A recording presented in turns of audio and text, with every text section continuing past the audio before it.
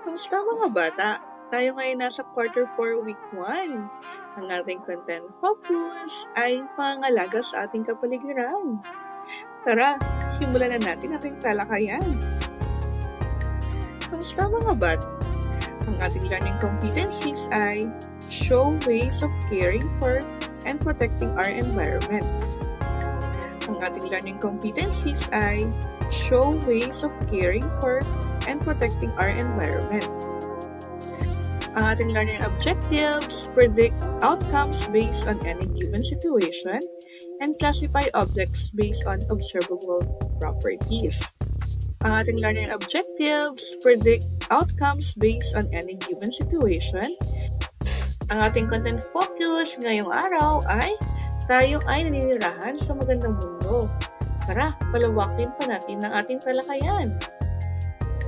Ang ating content focus ngayong araw ay tayo ay naninirahan sa magandang mundo.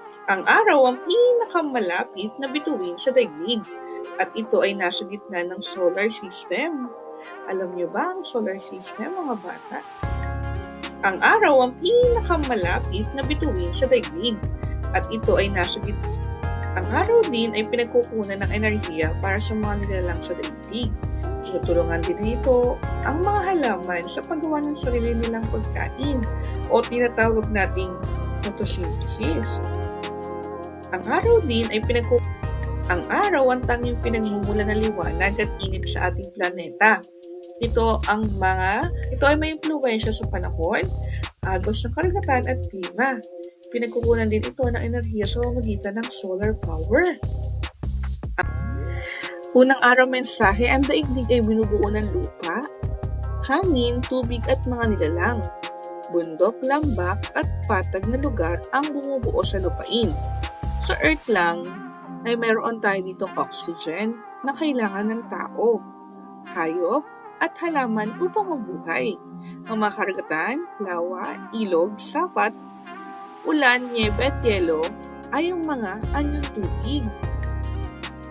Mga tanong, ano ang hugis ng daigdig, mga bata? Paano niyo isasalarawan ang daigdig mula sa kalawakan? At ano ang kulay na nakikita mo dito ngayon? Ikalawang araw, mensahe, quarter 4 week 1. Ang pag-ikot sa axis ay tumatagal ng 24 oras o isang buong araw at gabi. Ang bahagi ng daigdig na nakatapat sa liwanag ng araw o sun ay daytime. Ang kabilang bahagi naman ng madilim ay gabi o nighttime. Ang daigdig ay umiikot sa araw ng 365 days, natumbas rin ng 12 buwan o isang taon. Ang hindi nakikitang landas or path na sinusundan ng daigdig sa pag-ikot sa araw ay tinatawag na orbit. Kasabay ng pag-ikot ng daigdig sa orbit ng araw ay umiikot din sa daigdig ng kanyang axis. Ang pag-ikot naman sa axis ay tumatagal ng 24 oras o isang buong araw at gabi. Ang bahagi ng daigdig na nakatapat sa liwanag ng araw ay daytime. Ang kabilang bahagi ay nighttime. Ano ang tawag sa hindi nakikitang landas na tinatahak ng araw, mga bata? Gaano katagal naglalakbay ang daigdig paikot sa araw? At ano ang ngala ng 12 buwan? Ikatlong araw, mensahe. Ang araw ang pinakamalapit na bituin sa daigdig.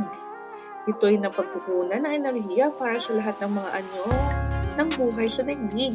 Ginagamit ng mga halaman ang sikat ng araw sa paggawa ng pagkain o photosynthesis. Ang araw ang tanging pinagmumula ng liwanag at init sa ating planeta. Ang init ng araw ay pinagkukunan ng solar power. Ang araw ay napaka-importante sa ating mga bata para makakuha tayo ng init. Quarter 4 week 1, mensahe, kaapat na araw. Ang Ecuador o equator tulad ng axis ay isang hindi nakikitang linya. Ito ay nahati sa daigdig sa dalawa. Nakakaranas ng dalawang uri ng panahon ng mga bansa at lugar sa equator at mga malalapit dito tulad ng Pilipinas. Ang mga bansa o lugar na napapalayo sa equator ay mas malamig ang klima.